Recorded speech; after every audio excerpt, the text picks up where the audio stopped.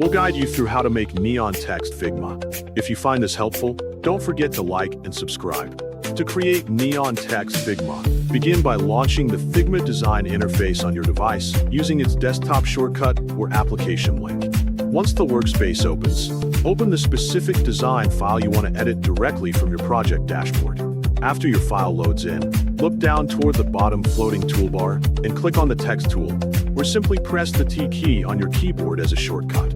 Click anywhere on the empty canvas space and type out the word or phrase you want to electrify with a neon glow effect. Next, move over to the right-hand side of your screen and locate the panel labeled typography. Choose a thin or clean font style such as Enter or a sleek script typeface, because thinner lettering usually mimics the appearance of real neon tube lighting much more effectively.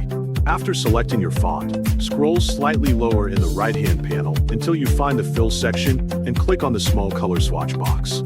Select a bright and saturated neon color such as electric blue, glowing pink, or vibrant lime green from the pop-up menu.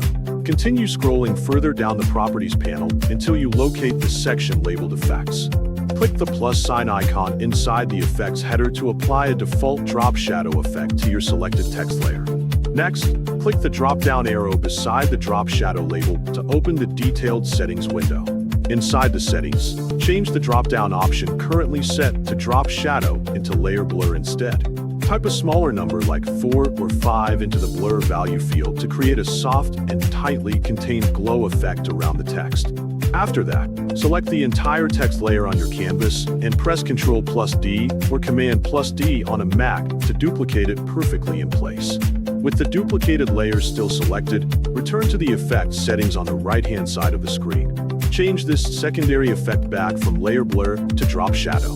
Finally, click anywhere on the empty gray background outside your design canvas to deselect the glowing text elements.